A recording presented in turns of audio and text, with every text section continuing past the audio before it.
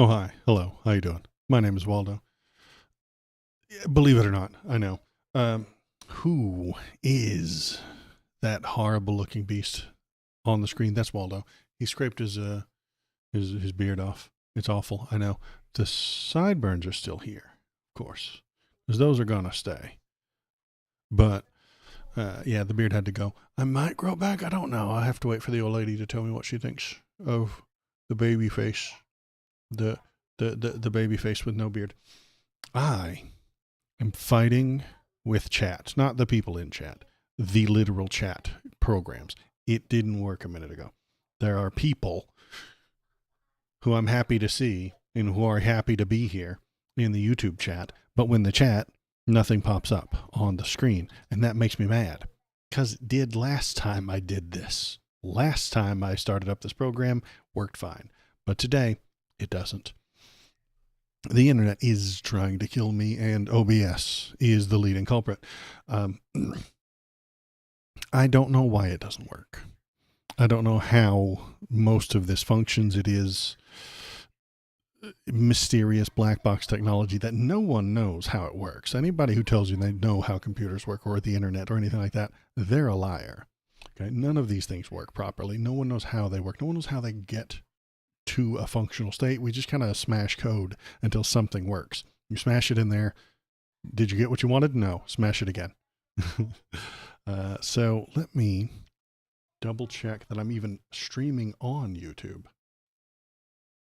It sure looks like it. I see me on YouTube. Yeah, I'm right there. There's the Twitch. That's working. There's the Kick. That's working. You can watch me on any one you want. If you're really want to chat tonight and YouTube ain't working, maybe you hop over to the Twitch and press the follow button over there. So let's test this as well. There's the Kick Chat. Kick Chat's up and running. Why doesn't YouTube show up? I wonder.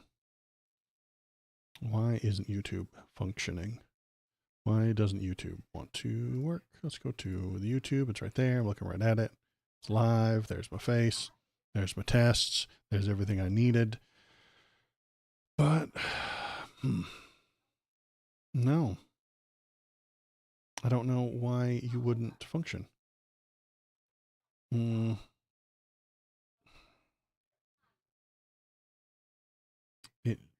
What if I put an emoji in there? I'm sure that won't work either. But if you're watching on YouTube, you can see that chat, I suppose. That sucks, and I'm sorry that the internet is suck and trying to get me and out to get me. Like, you'd be paranoid too if everybody was out to get you the way they are to get me. I apologize to YouTube chat. Todd and 10 past 11, two of my favorite chatters, are in there, locked in an invisible box that they cannot escape. And I can't save them. And that makes me sad. I'm sorry that I cannot save you from this horrible fate. I pressed the top chat button. I pressed the live chat button. Just nothing going. Is there a way to reload chat or something? Looking good, Waldo. It's the best. Thank you very much. I appreciate that. 10 past 11. I did, shave the stuff off. I don't like the mustache.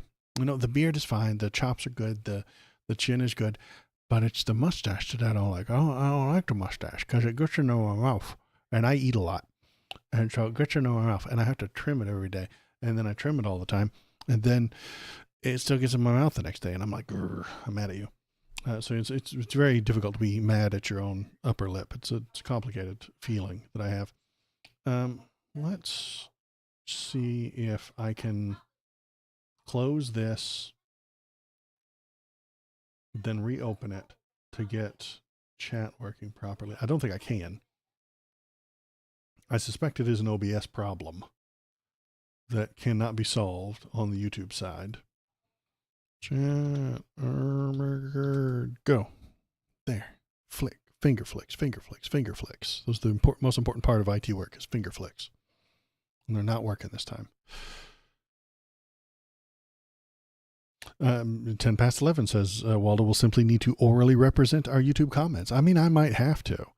I have to read them all out loud since no one can see them. That makes me sad. And I wonder if there is a Where did the combo chat? It's right here. It's the combo chat.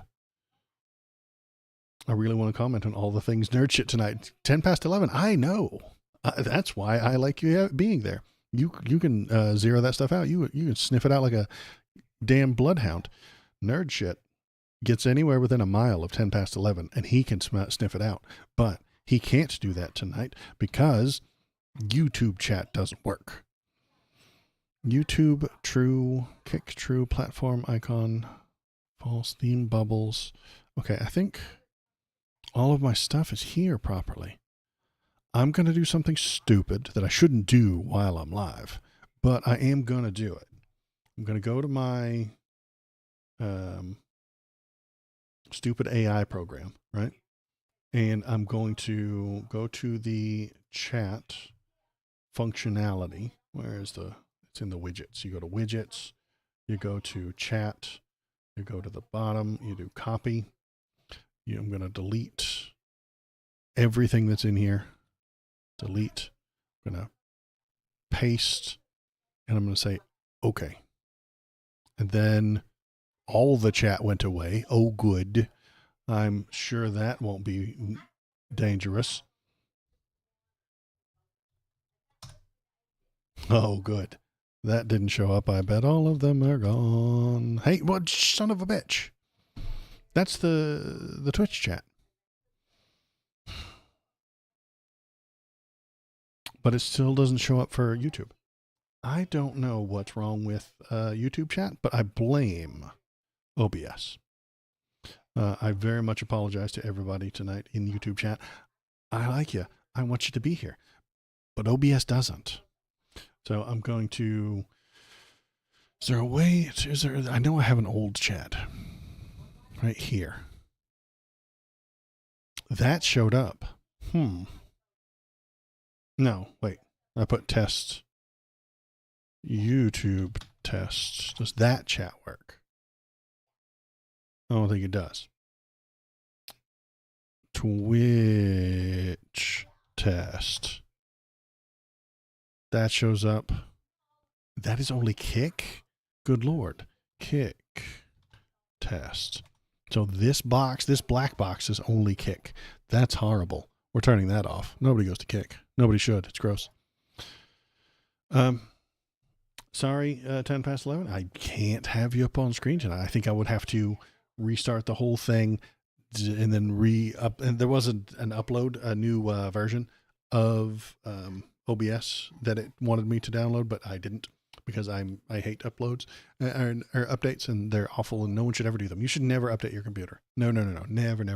Never update that. Never update your drivers. Don't do any of these things. These things are bad. These things are bad for you. They're bad for your computer. They're bad for the system. They're bad for the entire internet, and they are bad for you. So don't update anything ever, especially drivers. God, no. You never update a driver.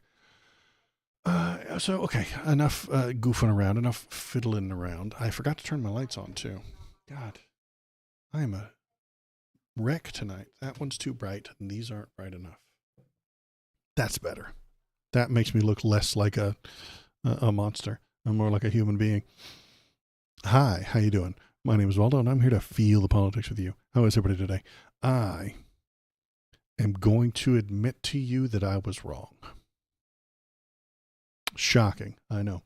Waldo, you're right about everything. I know. I appreciate that. Invisible YouTube chat that no one else can see, and I'm going to pretend that's what it says there.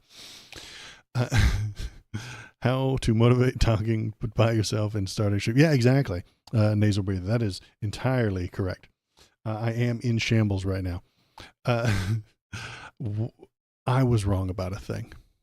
I, for many years, have called Donald Trump a used car salesman. And I was wrong. He is not a used car salesman. No. He is a new car salesman. He is selling Teslas on the street or on at the White House. He's selling Teslas. It's fantastic. Let's watch this. Donald Trump turns the White House lawn into a Tesla showroom. Here we go. I think we've got some video. Yeah, we do. Here we go. Wow.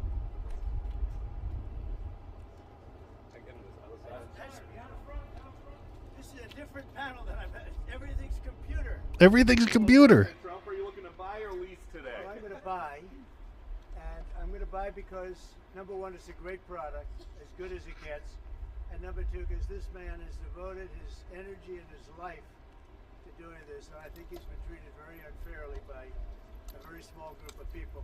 This is bulletproof. I mean, look. That's how you know it's an important part of determining whether or not you should buy the cars. Just give it a little knock on the side panel. Just a little knock. I think I have a great imagination. Who else but this guy would design this, and everybody on the road is looking at it? Because it's ugly. As soon as I saw it, I said, that is the coolest design. Do you agree with that, Brian? I mean, I do. It's amazing. Very cool. Yeah. You got to give him credit. We want the future to look like the future, and it's kind of what kind of truck would Blade Runner drive? That was the design idea. We can see what they drive in Blade Runner. Watch Blade Runner. It was a movie. They don't drive the trucks like that. Elon, are you planning to remain CEO of Tesla while working with the president? Okay, so yeah, he's selling cars to make Elon's stock go up. Elon, an idiot, does stupid things. Stupidly, his stock go down. Very unhappy Elon is about this, the stock going down. So he needs the stock to go up. How do you get stock up? Have the president of the United States sell your product for you. It's fantastic. You won't find a better. He's going to start doing TV commercials. Donnie is going to start up like let me say. You won't find a better deal in DC than at White House Autos. We can get you financed. Bad credit, no problems. Here at Crazy Donnie's, we'll throw in the undercoating for free. These cars are a steal, literally. Elon took them, and I'm practically giving them away. If we make a deal today, I'll give you a free pardon. I've personally tariffed every other car dealer in the country to give you the best deal. Come on down to 1600 Pennsylvania Avenue and say hi to me, Crazy Donnie. He's just a car salesman now. It's fantastic. And I was wrong. I called him a used car salesman when he is clearly a new Tesla salesman. And that's fantastic. Does he drive the moon truck that Aiden Ross gave him? He's not allowed to drive. He's not allowed to drive. I think he's old. I think he has bad eyesight, and he refuses to wear glasses. That's just my guess anyway. Frog's gay. Nasal breather, you just turned a frog gay. I hope you're proud of yourself. You just turned a frog gay. Nasal breather, I hope you're proud of yourself. You have turned a frog gay. I'm proud of you. I hope you're proud of yourself for what you've done. I did counting days to his office. Now everything is in chaos. Everything he does. Yeah, everything is a mess. It's all over the road. He's everywhere. And now he's selling cars on 1600 Pennsylvania Avenue. It's great. There's a puppy dog down beneath my feet. I'm going to grab him. It's pretty early in the stream for a Bobo the Baby Bark Boy break, but he's here, so we're going to do it. He ran away.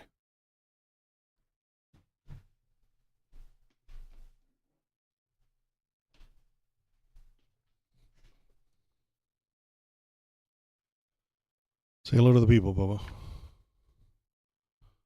This is Bobo, the baby bark boy. He barks a lot. He barks. Big yawn. Good job. Hi, people. I like to poop in the floor. Yeah, I do. You're internet famous, Bobo. Here you go.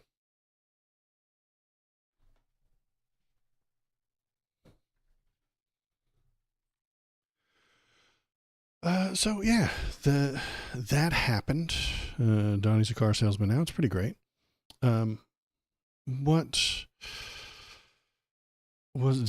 does that make you feel? It makes me feel like crap. It makes me feel bad that we used to have a country that was somewhat respected, that we had, I don't know, a decent society that has been destroyed now. This is the death of society. It's over. It's done.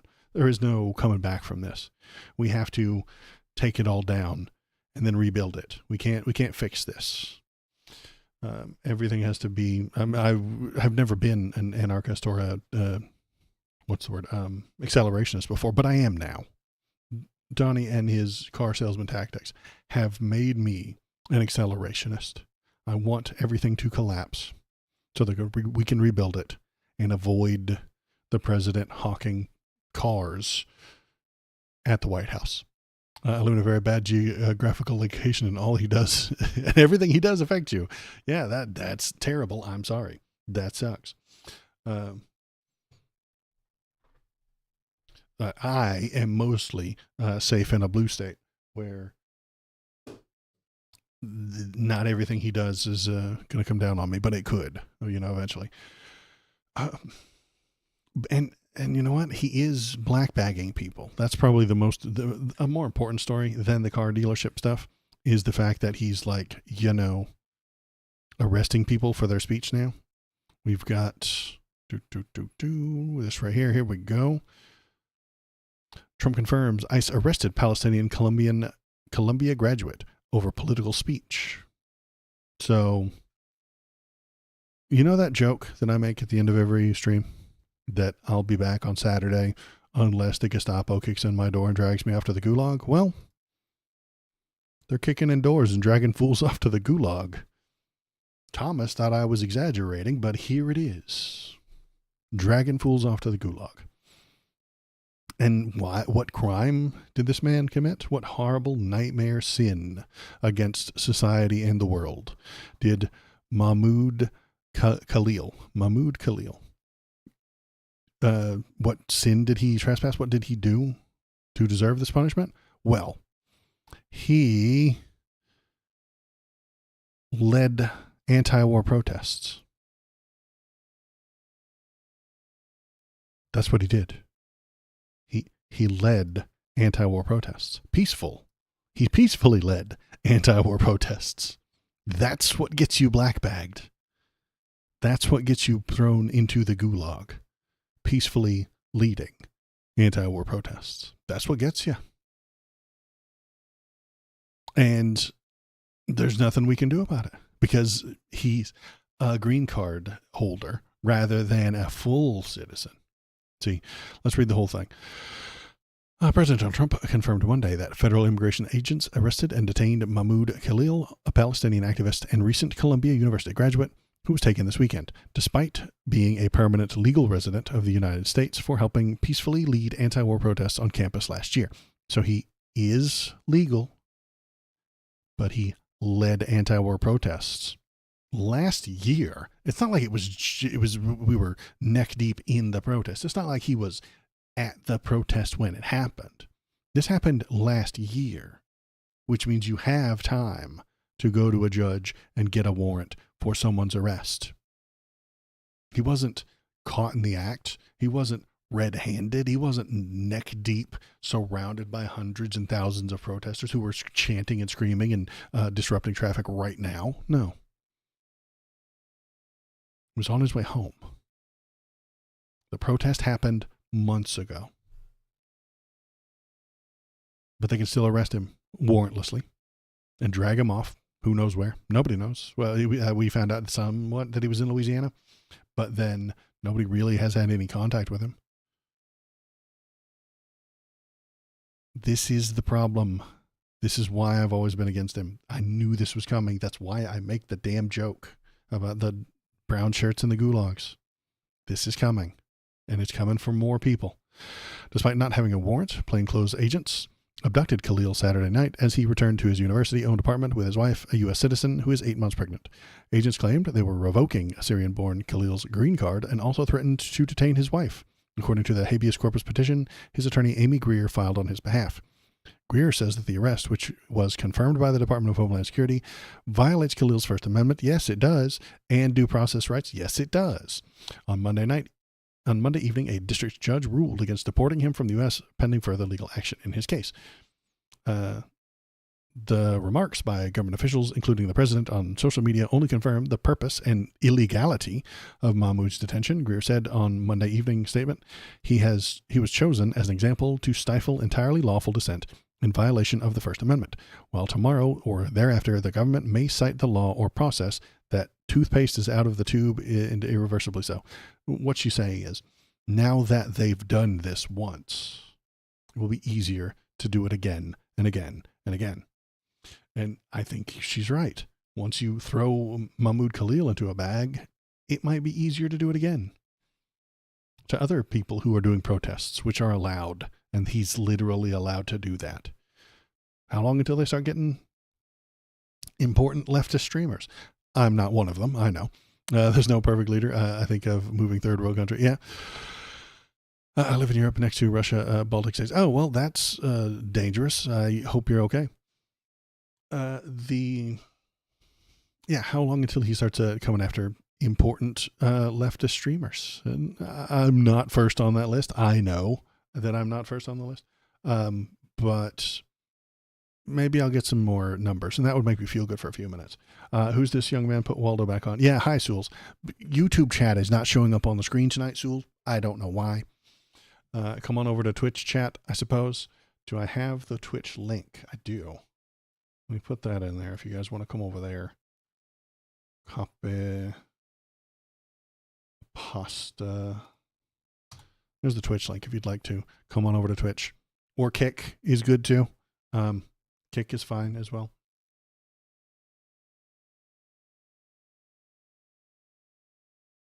I don't think I have that link on me at the moment. But yeah. Black Bag, the other streamers, and capture that. That's what I'm thinking, Shinsedo. This is going to feel good for me, for like 5 minutes, okay? Like, they're going to take Hassan, obviously. He's first. Then you get your Destinies, your Voshes, your Sam Cedars, your, who's that guy with the blonde hair that looks silly? I forget his name. Secular Talk or something like that. But then, when all of them are gone, people will still need to watch streamers, and I'll be one of them. It opens the door for me. And, but then I become the tall nail. Yeah, exactly. I rise to the top. I get thousands of viewers, and I'm so excited. I'm so happy. And then, bam, they black bag me too. Oh, sorry, Sewells. Thanks for being here. Sorry you're not on screen. It's entirely OBS's fault.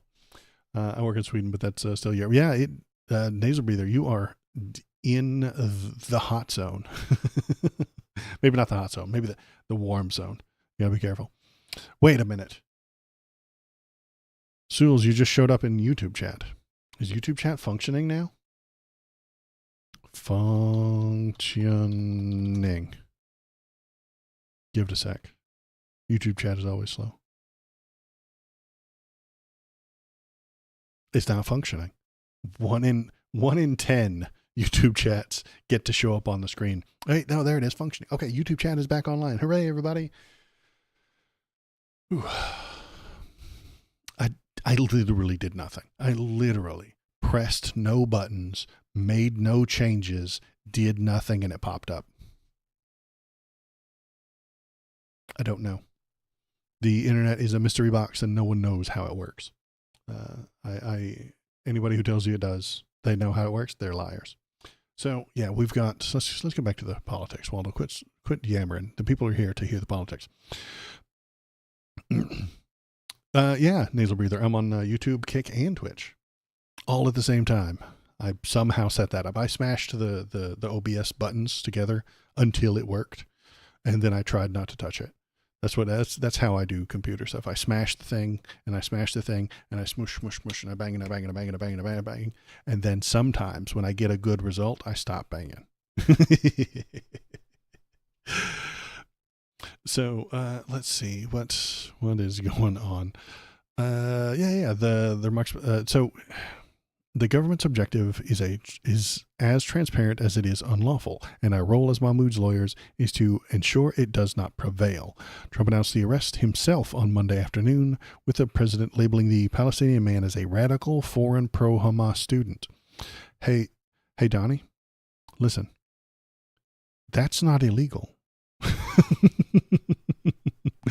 Radical, foreign, pro-Hamas student isn't a crime. You're allowed to do that. You might be, people might not like you. People might say, hey, you shouldn't be pro-Hamas. Hamas kills people, but you're allowed to be pro-Hamas. That's this whole freedom of speech thing. Johnny and the Republicans do not comprehend what freedom of speech means. They think it means they get to say whatever the hell they want. And if you disagree with them, you go to jail. That's what they think it means. They have the freedom to speak. You, if you disagree with them, don't. You go to jail. Other shitbag politicians call him a terrorist. Yeah, I know, exactly. I'm starting to streaming on Kick, but it's a good idea to talk politics first. Yeah. That sounds cool. You're going to do politics, or are you just doing video games? Or are you doing gambling? Ooh, or bikinis. I mean, I don't know. I just met you. I don't know what you look like in a bikini. I look horrendous, so I can't do that.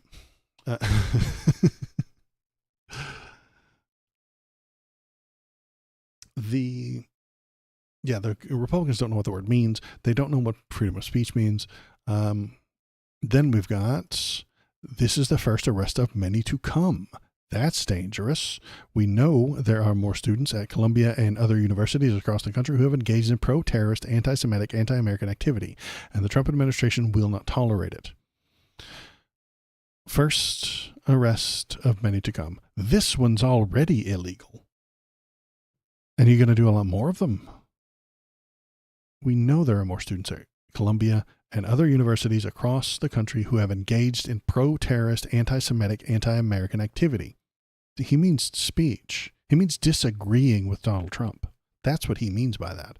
The Trump administration will not tolerate any dissent. They will not tolerate any dissent. So if you have any dissenting view, you will not be tolerated. And if you hold a green card, they will lock you up. They will kick you out of the country. This is 100% fascism. It actually is illegal, against the law, against the rules, against the Constitution, against the laws of the land, and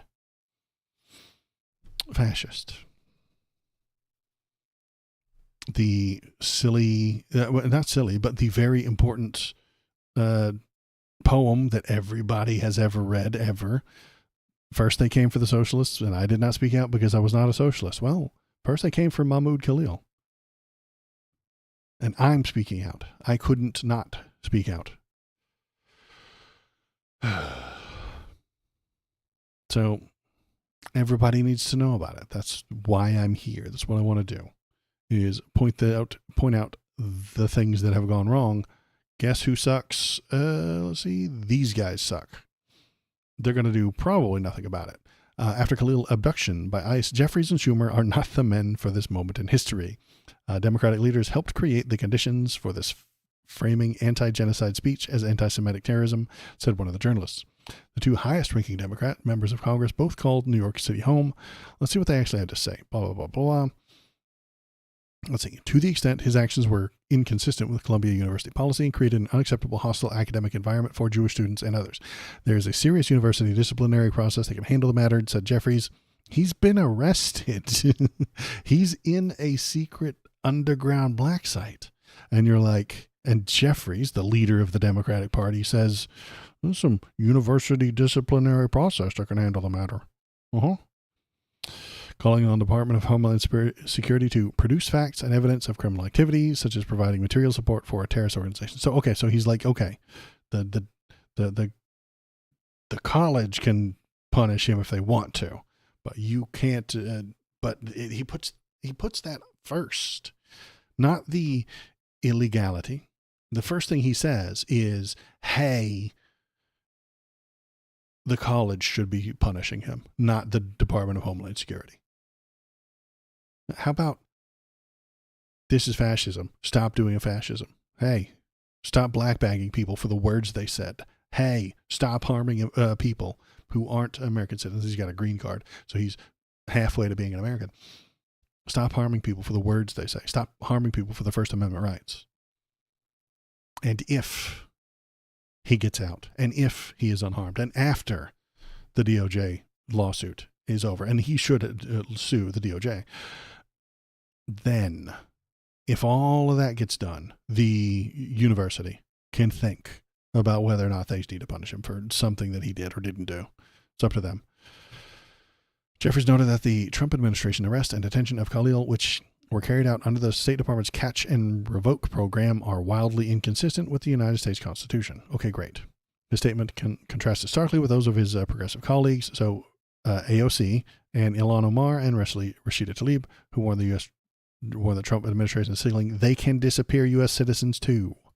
They demand Khalil's released. See how they're much better at this? And maybe this is framing by Julia Conley. I don't know.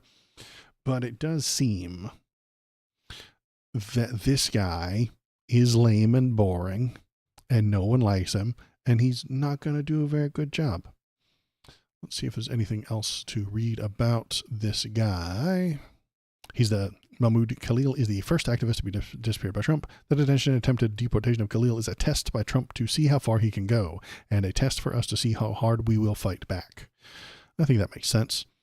Let's see if there's any new things. Oh, yeah, and Donald Trump is, on March 7th, the day before Khalil's arrest, the administration pulled $400 million grant funding to Columbia because of the university's continued inaction in the face of persistent harassment of Jewish students, by which it means any opposition to Israel. And there is a difference between anti-Semitism and opposing the government of Israel. Those are two different things. You can do one without the other. You can do both at the same time if you want, but you can do one without the other. As you read Columbia's response to the funding pull as written by interim President Katrina Armstrong, please keep in mind that this university has highly renowned history and political science departments and consistently ranks among the top 10 colleges in the U.S. That's lovely. Just make sure you always be selling. ABC, baby. Always be selling. Always be closing.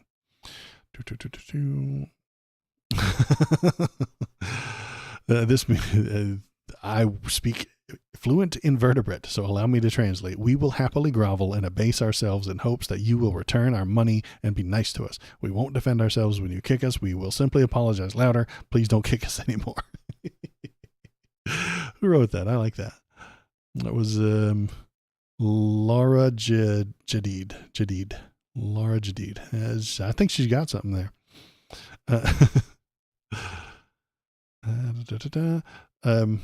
Sure enough, in the aftermath of one of the most blatant Fourth Amendment violations I've ever seen, Columbia University put out a milquetoast statement that has to be seen to be believed.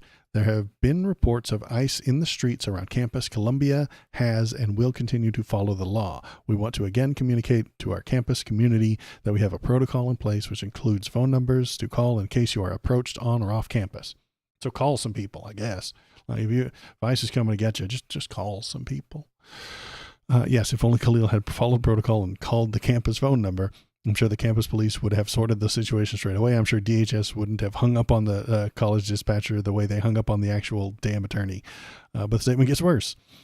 Consistent with the protocol and consistent with our longstanding practice and practice of cities and institutions throughout the country, law enforcement must have a judicial warrant to enter non-public university areas, including residential university buildings. Columbia is committed to complying with the legal obligations and supporting the student body, campus community, blah, blah, blah, blah, blah. And that's it. That's the entire statement. No mention of Khalil's name, no condemnation of the arrest. Just, hey guys, here's a number you can call if men try to throw you in a van. Let's all try to be polite.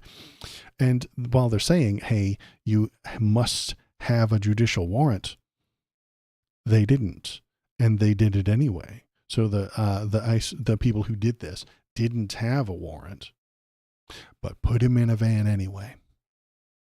They don't need it anymore because they are the brown shirts. They are the Gestapo. They are the SS. They can do what they want. And if an ICE agent goes too far, he gets pardoned by Trump and then promoted by Trump. That's exactly what will happen. One of these ICE agents is going to go too far, hurt somebody he shouldn't, do something that's overly violent. It'll get caught on tape. We'll all scream about it. And there will be no trial because the DOJ will not press charges against him. Donald Trump will, even if it's blatant and obvious, and the DOJ actually does want to press charges, Donald Trump will simply pardon him and then give him a raise, make him a more important, give him a cabinet position. Fuck it. Make him more powerful, more important, because he's willing to hurt the people that Donnie doesn't like. And that's all that matters. That's the only thing that they use the law for anyway. Hurting the people they don't like. They do not like Mahmoud Khalil. They do not like him. So he has to go. He has to be blackbagged. And they will use whatever dubiously legal means they can. But with those, if this guy were a United States citizen, they might have got him anyway. So, yeah, first they came for him, and we have to speak out. Let's see. What else is in the news today? Oh, yeah, let's do some fun one. Let's do a silly one. Let's do a silly fun story. How about it? Tariffs are a tax cut for the American people, apparently. Let's listen to the lie secretary tell us some lies. When President Trump last addressed the BRT when he was on the campaign trail, his big push was on tax cuts. He's going there today as he's proposing tax hikes in the form of tariffs. And I'm curious for why he's prioritizing that over the tax cuts. He's actually not implementing tax hikes. Tariffs are a tax hike on foreign countries that, again, have been ripping us off. Tariffs are a tax cut for the American people, and the president... Tariffs are a tax cut for the American people. War is peace. Freedom is slavery, ignorance is strength, and tariffs are a tax cut. And if you don't accept that, you can get out of my America. All right? This is my America. And I'm telling you, your tariffs is a tax cut, war is peace, freedom is slavery, and ignorance is strength.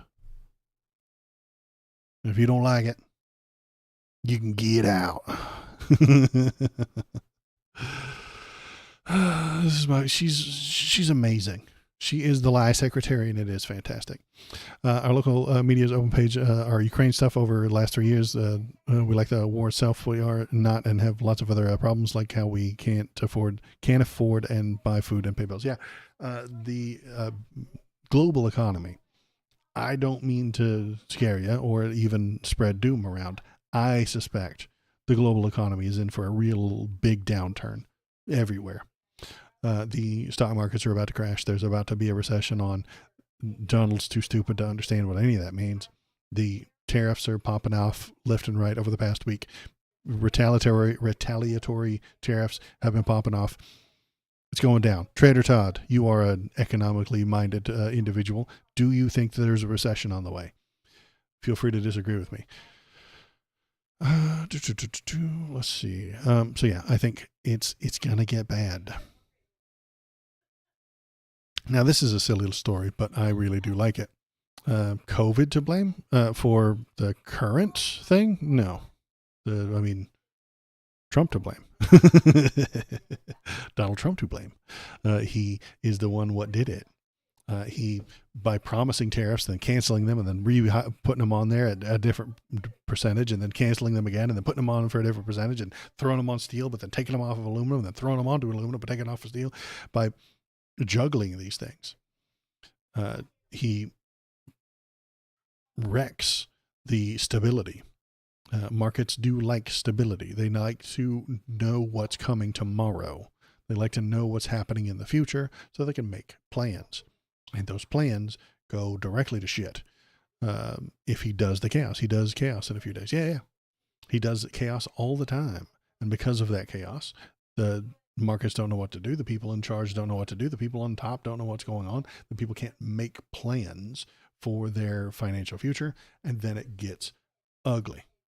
Things stop functioning. Things stop working. And Elon's not helping.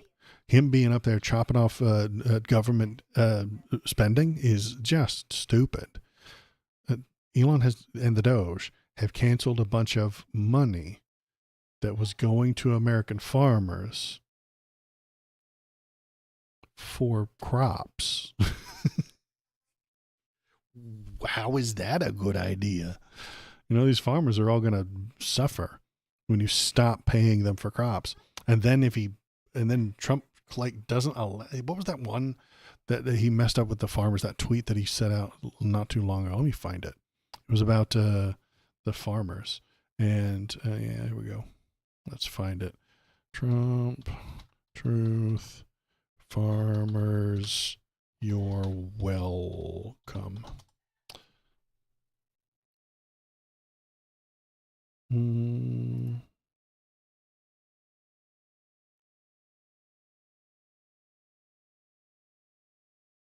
Where did that one go? Farmers, sales, news. Farmers plan investments under Trump USDA freeze. Farmers fear more pain. Where did the truth go? Damn it. It was from a few days ago, which means it's gone. A few days is 100 years in Trump time. You know, it's very hard to actually find these things. Here we go. I've got it. To the great farmers of the United States, get ready to start making a lot of agricultural product to be sold inside of the United States. Tariffs will go on external product on April 2nd. Have fun. Now, this is incredibly stupid. He's cutting off the markets that the farmers sell to. Imagine you're a farmer. Horrible, I know. But imagine you are. You grow a crop. You sell it to whoever the hell has money. Do you care if it goes to Mexico or Canada? They give you money. Do you care if it goes to America? They give you money. If you sell it to Russia, they give you money. You're probably not allowed to sell it to Russia because of sanctions and shit like that. But if you sell it to China, they give you money. You don't care who you sell it to. You want money. That's why you did it. You didn't grow all that corn for fun. You grow it, you sell it. That's your job. You're literally a farmer. It's your whole damn thing. Growing shit and then selling it. It's what you do. Now, if you have one choice of market or four choices of market, four is better for you. You could wheel, you could deal, you could determine who has the best prices that you want, who has the best infrastructure. You could choose. More choice is better. It gives you a better chance. It gives you a better choice. You get to make the decision yourself. Donald has closed the markets to these people by putting on an giant tariff will go on external product. So if you sell it to Canada, you have to pay more taxes, which means you don't make as much profit, which means they won't do it. So they'll only sell it to people in America, raising the supply. The supply for these crops is going to go through the fucking roof. And when the supply goes through the roof, what happens? The price comes down. So those farmers won't make any money because there will be so much corn, the market will be flooded. They will drop their prices. They will not make a profit. They will stop growing crops because they can no longer afford to do so. The amount of work and time and money it takes to make the crop is less than they're going to be able to sell it for. How is this a good idea? This is economics 101. I hate economics. I think it is a literal religion. How does he not know this? How does Donnie, the amazing businessman, not know? This is basic economics 101. He's an idiot, or he's a lunatic, or he's trying to wreck the country, or he's doesn't know anything that's going on anytime ever. Don't forget about not having anyone to harvest that crop because of ice scares off your workers. Exactly. They're just going to start burning the fields, man. They're just going to burn the fields. They can't sell it. They can't pick it. It's rotting on the vine. They can't sell it. Even if they did find a bunch of Americans who would work for 7 cents an hour, they can't. They won't. They wouldn't be able to sell it for any profit. Ruining the economy. If you were going to try to destroy America, let's imagine for a minute You are actually the sneaky Manchurian candidate who snuck in and got elected because of Russia. And you wanted to destroy America. What would you do? You'd get us into a trade war. You'd get us into regular wars. You'd dig up all our farmers. Donald Trump is doing all the things that would wreck our country. Because he wants to? I don't know. Is he an idiot? Is he hateful? I don't know, man. I don't know. If he wants to wreck us, he's doing a damn good job of it. Let's close that over here. And look at another funny. Trump asked for the real Declaration of Independence to be moved into his office, alarming aides. Aides quickly pointed to the logistical and economic challenges of such a move. He wants the Declaration of Independence to be in his office, in the Oval Office. Now, there's a couple of different reasons for this. But he put paper, but he banned the paper straws. You're right. He banned the paper straws. Nobody's used paper straws in this country in 5 years. I haven't seen a single damn one. I'm not kidding. I haven't seen one in like 5 years, but he banned them. Yay. He's totally not going to steal the Declaration of Independence. No, I don't think he is. Now, that's the first thought a lot of people have. He's just going to steal it. Waldo, you told me on last stream that he steals things. And it's true. Donald Trump loves stealing things. He does, in fact, steal stuff often, a lot, because he is a thief. That is a thing he does. But I don't think that's what he's doing here. The other thing that I thought about was, does he just want it in there to be like a prop so that he could look cool standing next to it? Maybe, maybe not. He does love his appearances. He is a TV guy. He does like the appearances. I've come to two other ideas that aren't he's going to steal it. Because what would he do with it? Like, he would put it in his house and then we'd all yell at him. You know, like, he can't sell it. You can't sell it to Russia or anything like that. We would bomb them to get it back. Trust me. America would bomb people to get that back. Trump included. We would bomb him to get that back. What is he going to do with it? Two options, I think. First option, correct it with a Sharpie. Follow me here. He's going to get his Sharpie. Remember when he did it with the hurricane map? He corrected it with a Sharpie. Let me find the photo of that.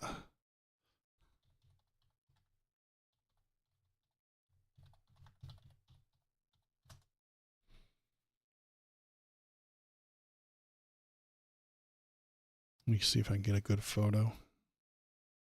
Yeah, there we go. There we go. There we go. So remember when he did this and he changed the Sharpie? So they put out a map. He said it's going to hit Alabama. And then everybody was like, nah, man, like, that's not Alabama. And then he added this with the Sharpie. And he added the Sharpie there. Say, hey, yeah, it is going to hit Alabama. He just added it himself. So he's going to, I think he's going to try to change the Declaration of Independence with that Sharpie. So what he's going to do is it's going to come into his office late at night when nobody's looking. He's going to crack open the case. He's got a little Sharpie. And he's going to go in there and he's going to just correct it. He's going to be like, this needs to say that needs to say this needs to say this needs to say that. And then the next time, the next day, he's just going to be like, what? Yeah. Hey. Come look at this. Come look at this. Look what I found.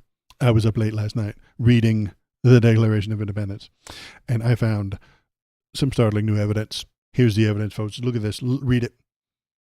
And it's going to like say that he's allowed to be president 4 times in a row or something like that. It's going to say something that he wants it to say, and he's just going to correct it. And then we're all going to see that it was written on parchment in Old English with ink that's faded. And there's going to be a bunch of new fucking Sharpie all over it. And we're going to be like, hey, I think you added that with a Sharpie. He's like, how dare you? No. This is what it's always said. It's always said that. Or option number 3, I guess, steal it, change it. He wants to sign it. Good God, he wants to sign it. He wants to put his name at the bottom of the Declaration of Independence. He's heard about this John Hancock guy his entire life. John Hancock is even like a saying. Put your John Hancock right there. It's the name. It's the saying for your signature. He wants to be on there. He's going to go right above John Hancock and put his stupid signature with the marker. With the Sharpie, he'll put it right above John Hancock, and we won't have to. John Hancock won't be the first person to have signed it anymore. It'll be Donald Trump. And he'll do it with a top hat, cloak, and a silly mustache baby. Keep an eye on it so Nick Cage can't steal it. Well, maybe he does think it's going to be stolen.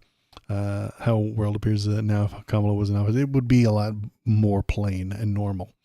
But yeah, keep an eye on it so Nick Cage can't steal it. Maybe. But I think he wants to sign it. I think he wants to put his name on it so that 20, 30, 40 years from now, we'll all have forgotten. He's very dumb. He doesn't know what happened 40 years ago. So what he wants is for the regular, normal normie who doesn't pay attention to politics to know that his name is on there and assume that he's one of the founding fathers, that he's one of the founders, that it's him that they should thank, because he just wants his name on the damn thing. Just like he doesn't build the towers. He didn't build Trump Tower. He didn't even supervise it. He barely, I'm willing to bet he didn't pay for it. It's got his name on it, though. Didn't build his golf courses. Somebody else did. Sometimes he pays them to do that. Sometimes he doesn't. It's got his name on it, though. And the Declaration of Independence is the next thing to have his name on it. That it doesn't, where it doesn't belong. He wants to make Donald Trump directly on the Declaration. Yeah. I'm on board for this. I know this sounds stupid, and I shouldn't say it, but I'm on board for this. I want it to be moved in there. If he scribbles on it with a Sharpie, then everybody gets to yell at him. I don't even think normies will take that. But best case scenario, he reads it and learns a thing. Shockingly unlikely. Infinitesimally, astronomically unlikely. Because I don't think he can read. And as I said in the Tesla section, I don't think he can see. I think he needs glasses but refuses to wear them because he doesn't want to look like an old man with glasses. So he can't read. He can't see it. He just wants to put his name there. He does not know what he's signing. No, he usually doesn't know what he's signing. He just signs the thing they put in front of him, and they tell him what they want. He doesn't read briefings. He doesn't read the daily briefings. He has an aide say it to him because he doesn't want to put glasses on because that would make him look silly. Like his orange hair and his fucking surgically altered scalp don't make him look silly.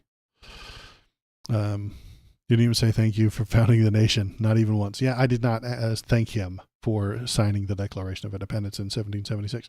But I suppose that's because I'm a bad guy. I should have thanked him for all the work he did fighting the British in 1776.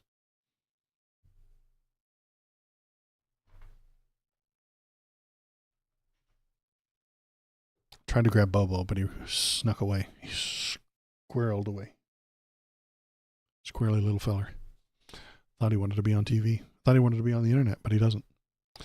I think you have a point. Trump will never go to that museum, but if the museum comes to him, well, maybe. Exactly. So if it's in there, he might accidentally read it once or twice, or have an aide read it to him, so he can find out what the hell everybody's talking about. What is this Declaration of Independence thing everybody's talking about? Bring it to me. Bring it to me. Read it to me. I can't. I'm too busy. You're gonna have to read it to me. Bring it into my office. Yeah. No, I don't want you to get a copy from the internet and read it to me that way. I want to read the original. he's a dumb guy. I could see this situation happening. I could see that something along those lines having had happened. Let's see. Let's go back into the bad news. USAID staff told to shred and burn classified documents. Now, why would they do that? Why would they be told to shred and burn the documents that the government collected? They collected these things. They're here. They are there for a reason. Staff at the U.S. Agency for International Development have been told to shred and burn classified documents and personal files. The request raised alarm among many employees and labor groups amid the ongoing dismantling of the agency. Acting Executive Secretary Erica Y. Carr sent an email and thanked staff for clearing out classified safes and personal documents from Washington, D.C. office and told them to meet in the building's lobby for an all-day disposal event on Tuesday. Shred as many documents first and reserve the burn bags for when the shredder becomes unavailable or needs a break. Typically, documents placed in burn bags for disposal are sealed and then taken to a secure site for incineration. The email asked staff not to overfill the burn bags and label them with words like secret and USAID BIO, which stands for Bureau Independent Office, using permanent markers. The BBC has viewed a copy of the email, which was reported by a U.S. partner, blah, blah, blah. It was not immediately clear if the agency had preserved copies of the documents marked for destruction. They probably haven't. The American Foreign Service Association, a union representing USAID staff, was aware employees had been asked to shred documents. Spokesperson Nikki Gamer said to BBC they were alarmed. Trump administration faces several lawsuits over the dismantling of his USAID, which began shortly after Trump took office on January. Unions and other groups have challenged the administration's power to shut down the agency and freeze funds that have been established and approved by U.S. Congress. Okay, does this have anything more important in it? Or should I just keep talking? Okay. Mr. McClanahan filed a complaint with the National Archives and Records Administration asking them to take immediate measures to stop the destruction of the records. The loss of personnel records also could cause serious complications to federal employees who need to verify or process their employment benefits. Another problem. USAID was the first target, blah, blah, blah. Musk referred to the agency as evil, and the White House has argued that the agency's internal programs were wasteful use of taxpayer dollars.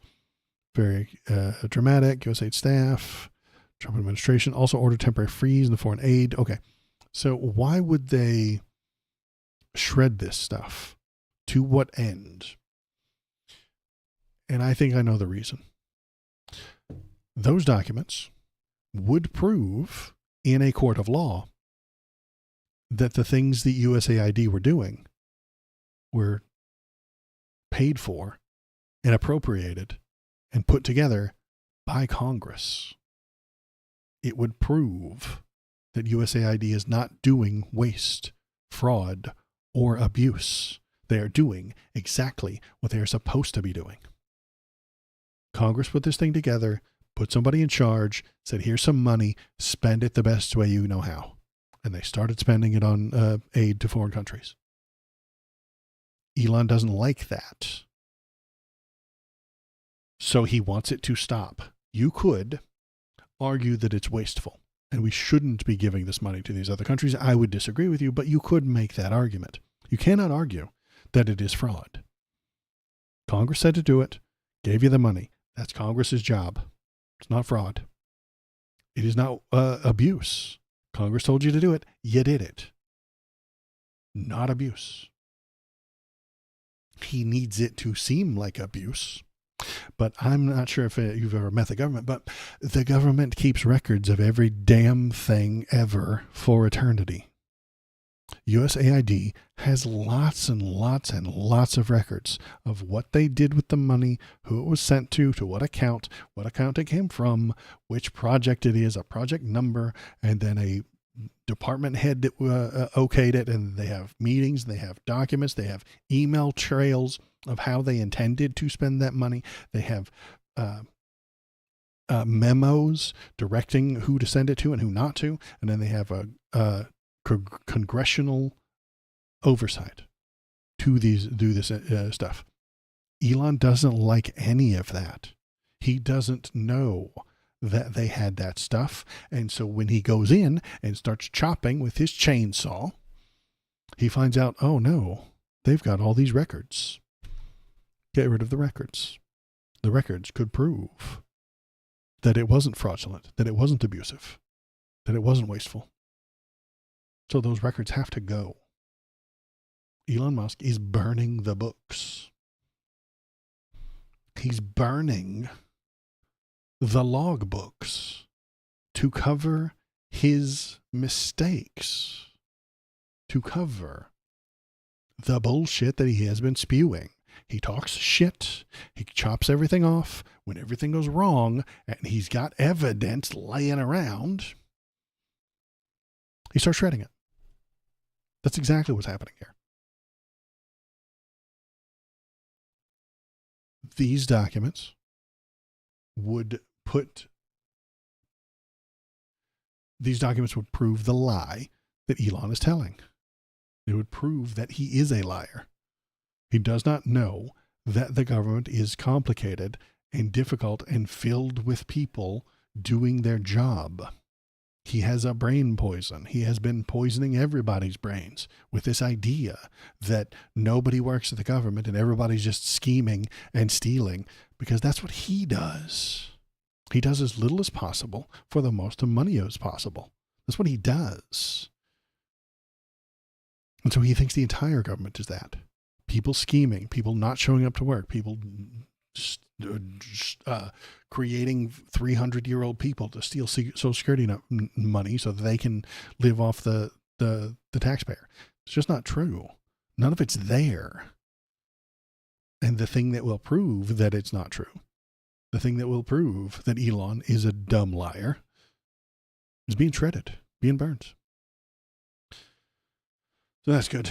Radical leftists altered the digital versions of the Declaration. Yeah, maybe. You're right. That's why he can't read the online versions or the ones from the history books, because those books were written in a school, and everybody knows that schools are where liberals go. Liberals just go to the schools and circle jerk all day long until they invent wokeism. I don't know what happens at a college. I've never been to one, but that's probably what Donald Trump thinks happens, is that all the liberals just go there and they circle jerk until wokeism pops out. Correct me if I'm wrong. If that's not what happens at college, by all means, let me know. But I've never been there. I don't know. What else is in the news? Okay, let's read this one. Ongoing destruction of evidence. Trump admin shredding and burning classified USAID docs with info that's essential for rehiring unlawfully fired workers. There's another good explanation. They fired the people. They need to rehire them, but they can't. Oops, we shredded all your documents. Sorry, can't hire you back. Legal has a great video breaking down where those 200-year-old entries come from. Yeah. And they're not waste. They're not fraud. They're not abuse. Legal is very good. Much better YouTuber than I am, but stick around for me. He'll be there later. Okay. He'll still be there. He doesn't live stream. You wouldn't want to miss this. But he does do a very good job. He is very smart and very cool and knows lots of cool people and says lots of cool legal things. I am not a lawyer, not since the incident anyway. So I am not allowed to give out legal advice. He is a lawyer. So he's got that up on me. What was the other thing I was thinking? Oh yeah. If you're watching, hop into chat. Tell me what you're thinking. Go on over to the YouTube link right there. You can watch old videos. You can watch the trimmed down versions of this stream. So I take this live stream, I just perform all of it to you live and raw, giggity. And then I chop it into littler bits. I chop it into individual sections, and then I put it up on the YouTube page. So if you missed one, or if you're new, nasal breather, go on over to the YouTube page and click the follow button, click the subscribe button, click the thumbs up button, say something, throw a few slurs into the chat, into the comment section. The YouTube algorithm is powered by hatred. So if you throw some around there, it actually powers me up. It boosts all my numbers if you throw some hatred at me. The incident. Yeah. I'm not a lawyer. Not since the incident. Anyway, I am not legally allowed to talk about the incident. Let's move on.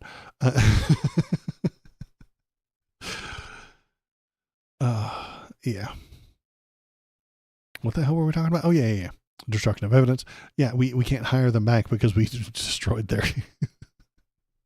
we destroyed your W-2. Sorry, boss. Oh, it's so good. It's so smart. This is the dumbest people in the world. Why do they vote for the dumbest person? I don't get it. I don't get it. Are they dumber than him? I don't know.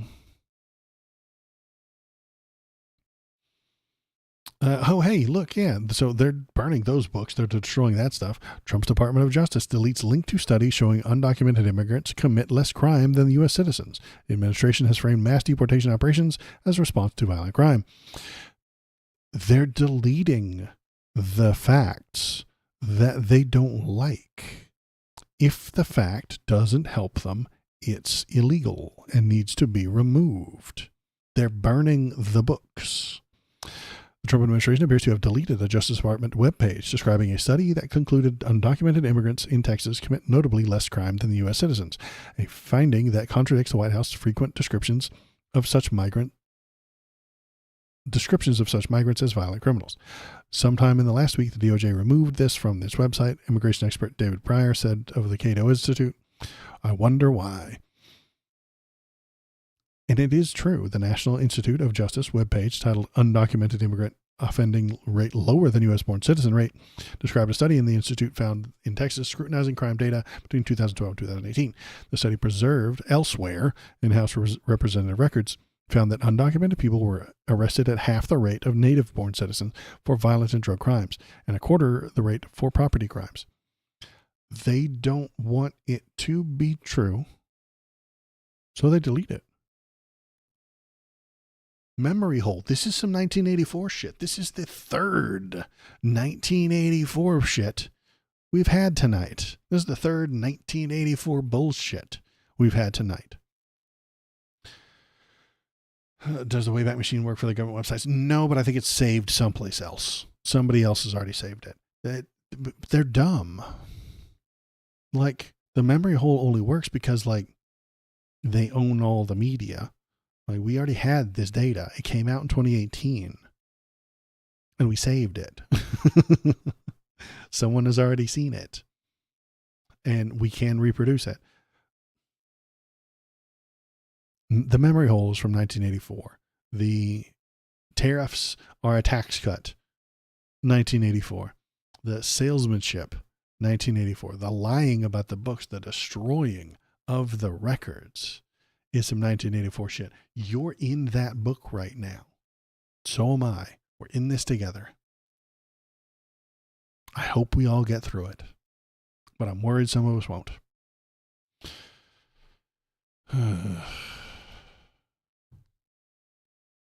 What else do we have today? Okay. So I do have a rant to talk about tonight. Itchy. Sorry.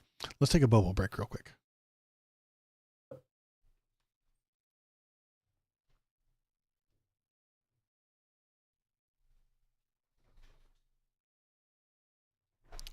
It's Bobo. Hi, Bobo.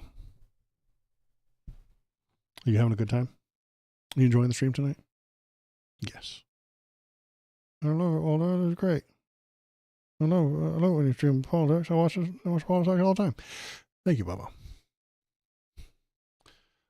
If you want to see more Bobo, you can do that on the Discord. Go on over to the Discord. There's an entire channel dedicated just to his photos. You can put your own cute doggy photos in there as well. Here's the Discord link. There's the Discord link. Go on over there. Say hi, say hello, post some memes, post some photos, go to the Bobo with the Baby Bark Boy channel and look at photos of him. Photoshop them. Give him a jaunty hat. I'm okay with that. Give him a cane. Give him a cool costume. This is great. Photoshop any of that stuff. Put photos of your own cute doggies. I think that's a great idea.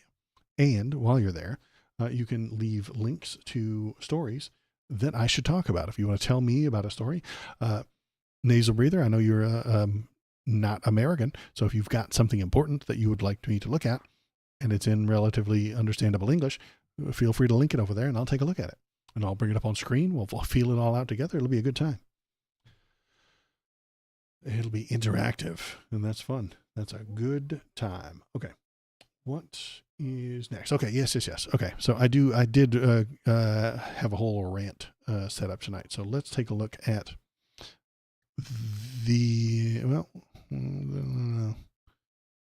this jackass. That's Gavin Newsom, the governor of California, previously the mayor of San Francisco. He is fucking up right now. I'm sorry, Gavin. Listen, Gavin, listen. You're fucking up. Okay? Stop it. Stop fucking up. Not good. Not cool. Quit it. How is he fucking up? Well, he's meeting with the worst of the worst. He met recently with Charlie Kirk on the podcast, the Gavin Newsom podcast. Episode 4 has Steve Bannon.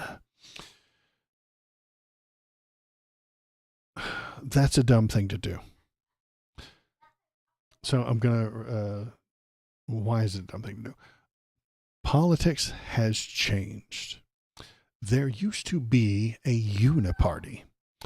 Now, you've probably heard that term before, the uniparty, the Democrats and the Republicans together, not really changing anything. It's a word you've heard before. At the moment, we now have two parties, MAGA and the uniparty. You've heard the uniparty term before, spoken with derision and disgust. The uniparty. The uniparty. Oh my God, the uniparty. Cenk Uygur screams about the uniparty all the time. It's Democrats and Republicans being collegiate colleagues.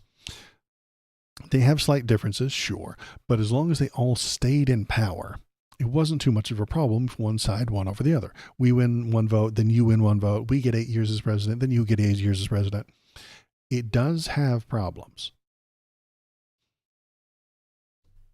Those problems being ineffective governance, slow, ponderous government that was very, very resistant to change. If you voted for a left-leaning Dem during the uniparty, they would often run to the center to shake hands with the Republicans in the name of bipartisanship. If you voted for a right-wing Republican, they would calm down the rhetoric once they're in office to make deals with the Dems. Let's look at this definition of the uniparty. I think I've got one right here. Let's go here. The uniparty, right there. The uniparty is a term to suggest that ostensibly separate political parties actually function as a single party. It is often used to describe the United States Republican and Democratic Party as two faces of the uniparty, though it has also been used in reference to British conservative, blah, blah, blah. The implication of the term is that despite their public differences, the two parties operate behind closed doors as a single entity, intentionally creating social strife and dividing people between them while pursuing a single secret uniform set of actual goals. Now, it gets a little conspiratorial towards the end there, but the two parties behind closed doors work as a single entity. I kind of think that's what we had up until MAGA. I really do. I think we did have that, but it was fractured by Donald Trump. Gavin Newsom is trying to resurrect the uniparty. He met with Charlie Kirk on his podcast, and now he's meeting with Steve Bannon. Gavin loves the uniparty. His entire plan is to say nice things about gay people, then vote to make the capitalists, himself included, more wealthy. The old-fashioned Republicans love the uniparty. They say mean things about gay people, then vote to make the capitalists, themselves included, more wealthy. They're walking hand in hand here. But there was a fracture back in 2016. Donald Trump fractured the uniparty control, and that is why he has so much support. His fans may not be able to cognitively explain to you why they feel like they like him, but they know they feel that he has broken the old system. And I think he has. When they talk about him being a straight shooter, this is what they're describing, the breaking of the uniparty. He's gone away from the plain Jane generic answers, stock answers that all of the politicians use. When they complain about the deep state, that's what they're complaining about, uniparty control. The uniparty does have one benefit, though: stability. You can complain about it all you want, but it keeps things running as it is. It's a status quo machine. The goal of neocons like Mitt Romney, Ted Cruz, and George Bush was to look backward, face the past, but go nowhere. Stand still. The goal of the neoliberals like Gavin and Obama is to look forward, face the future, but go nowhere. Stand still. They were aligned in this. Stand completely still. Some of us will look forward. Some of us will look backward. Some of us will be blue. Some of us will be red. But eventually, we all kind of do the same thing. We all end up in the same place, standing still.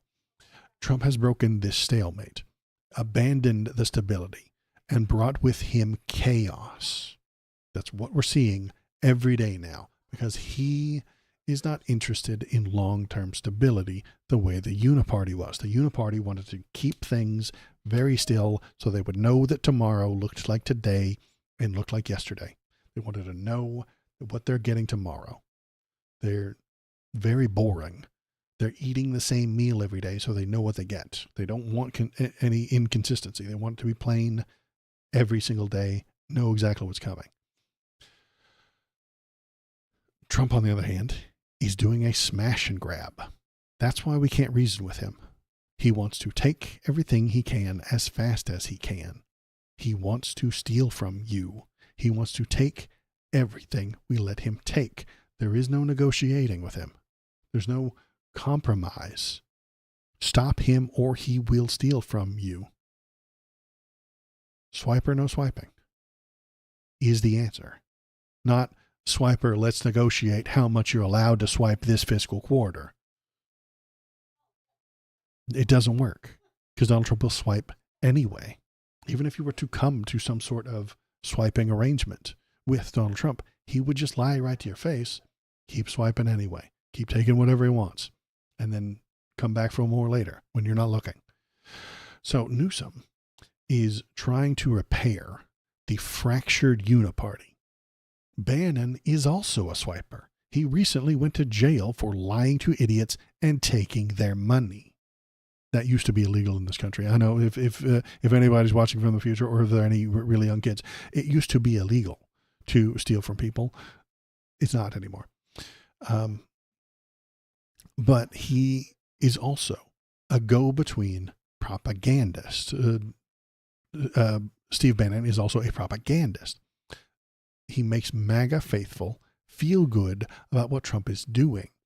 If they could see what Trump is doing, they would not like it. But they have been conditioned over the past 40 years to feel like the government is rotten to the core, untrustworthy, and filled with them. The definition of them changes depending on who you're talking to at any given moment. If Bannon is talking to a group of racists, them is DEI.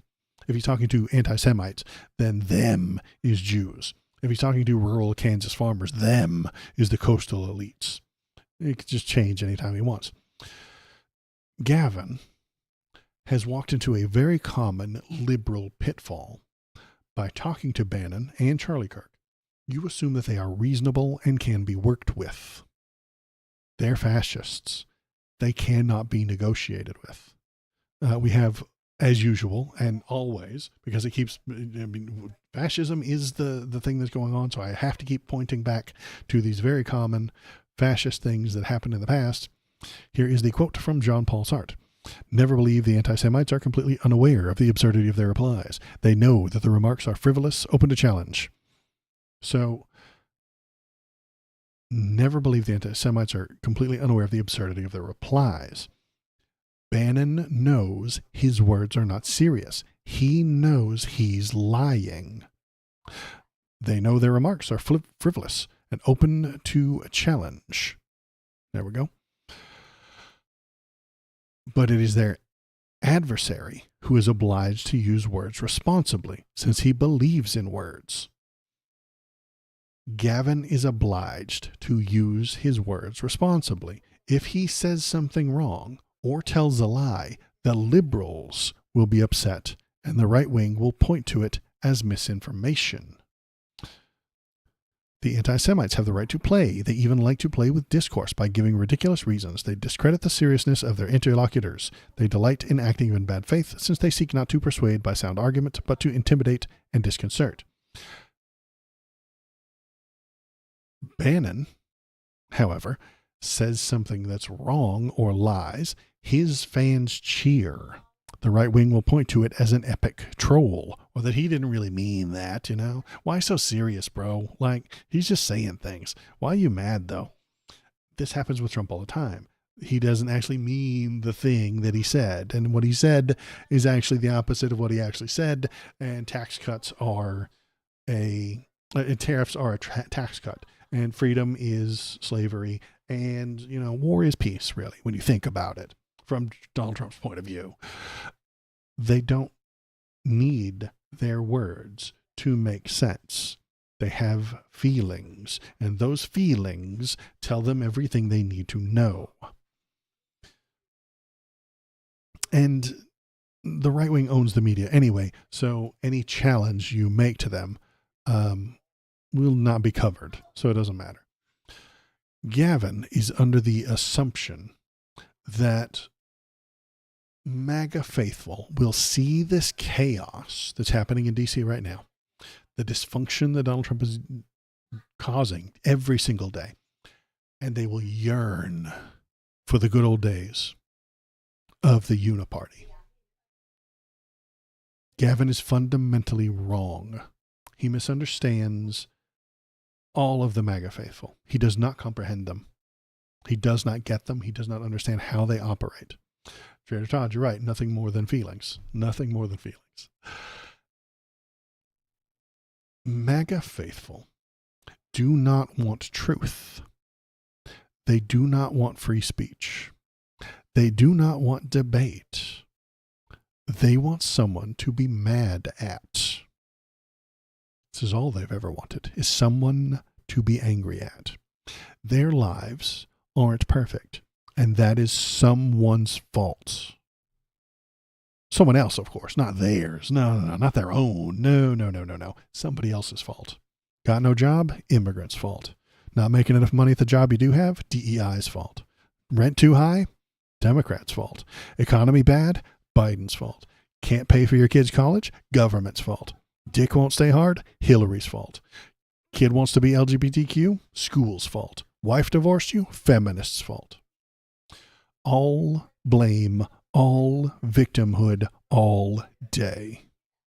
A political movement of crying babies, for crying babies, by crying babies. And they learned it from King Baby Donald Trump. They know he's a liar.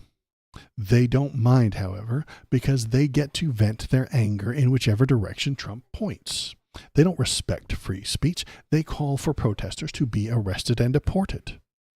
They cheer when Donald Trump breaks the Constitution because the Constitution says whatever they feel like it says. Doesn't matter what's actually written there. Doesn't matter how it's been interpreted by the Supreme Court for 200 years. If we feel it, it's true. They don't respect freedom. They are terrified of freedom because sometimes freedom leads to blue-haired trans atheists. And they don't want to debate the issues or look at someone else's point of view. They want conformity that makes them feel secure. They want to dunk and meme. They want someone to be mad at for an actual or perceived problem. It doesn't have to be real. Remember the kitty litter? They were really angry about kitty litter and trans furries pooping in the kitty litter, and it wasn't real. They're very angry about it, though. It doesn't have to be real. It can be a perceived problem. Gavin Newsom cannot reach someone like that by calmly, reasonably saying true things to a propagandist, because the propagandists are telling the people whatever makes them feel good. Reality tastes like shit, and bullshit is delicious. Gavin Newsom is the closest person between these two people. And I'm not saying Gavin Newsom is perfect, but he is closer to reality than Steve Bannon. Steve Bannon peddles bullshit. Tasty, delicious bullshit. Gavin Newsom, on the other hand, is closer to reality. So in speaking with him on March 12th, which was today, I didn't watch it. It's probably copyrighted. Maybe I'll watch it later. What he will do is give a platform to that guy's bullshit. And he will move to the right. Gavin is moving to the right. Sorry, he is. By platforming this guy, by talking to felon Steve Bannon, swiper, thief, criminal, takes from stupid people in a criminal way. He's moving to the right. He's making it seem like Steve Bannon is someone who ought to be heard out, and ought to be listened to. He's not. He's a white nationalist and he's a fascist. Those people will lie to you to get what they want, and then they will dump you. He is lying to Gavin Newsom to get fame and fortune so that he can amass more fame and more fortune, and then use that power and authority and fortune to oppress people and make his life better for him and his group. He's not to be trusted. Can't trust fascists. Sorry. That's all there is to it. There is no middle of the road with them. You cannot trust them. And that's where we are as a country. So, is it the voters' fault? Well, not really. It's the media's fault. That was my rant for today. I will cut that down and turn it into a nice little YouTube video tomorrow. So go on over to the YouTube video, go on over to the YouTube link if you want to watch it. It's right up here somewhere. I can type it again. That's what I should do. Go on over to the YouTube link, click the buttons. So is it the voters' fault? No. Well, I mean, it is kind of their fault. They voted for him. But it's the non-voters' fault. That's who I'm upset with. The people who stayed home because they don't know what's going on. They don't pay attention. And politics has never been more exciting, honestly. It's filled with drama llamas. You know, it is a very drama-heavy couple of years in politics. The drama llamas are just, come on, I gotta hit the button. Drama llamas everywhere. Look at them all. Drama llamas everywhere. It's so much fun. Politics has been a lot more exciting than it used to be. I remember, I was a politics guy back in like 2004, and it was real boring. Like, we complained about George W. Bush all day, but like, it was no child left behind. You know, it wasn't selling Teslas on the fucking White House lawn. Okay. It wasn't pure 100% unadulterated fascism, stomping its way in, and wrecking the place.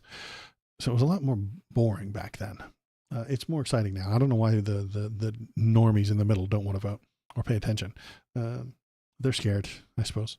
They could say something wrong and get in trouble, I suppose. But that's where we are. That's where we're at. I'm going to wrap it up for tonight. I appreciate everybody who was here. Thank you very much. I was, let's see. Oh yeah. So Saturday, on my normal stream time, Saturday morning, there is a chatter who you may have seen or on the Discord. His name is ADHD Debater. He just got the affiliate or what thing on Twitch. So he's very excited. He's going to play games for 12 hours. I'm going to do my normal Saturday stream, and then I'm going to raid him with 3 or 4 viewers, as many as I can wrangle up, I suppose, on Saturday. So be here for Saturday at the end of stream when I raid him, and then it makes us all feel good. And then I'm going to play Among Us with him. So, and we may need people to play Among Us with us, you know. So if you're here at around noon on Saturday, that's noon PST, 1 Mountain, 2 Central, 3 East Coast time. So if you're here at about those times, we may need a few more Among Us players. You know what I mean? So look forward to that. That'll be fun. And I'll raid him, and then we'll play. I'm going to play Among Us with him on his stream, and then we'll talk, and we'll have a good time, and then we'll all laugh, and then you can kill me in Among Us, I suppose. I don't know. Maybe that would be fun for you. But that is it for me tonight. I appreciate everybody who's here. Thank you very much. My name has been Waldo, and I will be back on Saturday at 10 a.m. PST, unless the Gestapo kicks in my door and drags me off to the gulag, which is a lot more likely today than it was last time. So let's look forward to that, I suppose. Everybody have a good night. Goodbye. Wait, is anybody streaming right now that I know? Do I know anybody that streams? No, I don't. And I have 2 viewers anyway. It's embarrassing. Goodbye.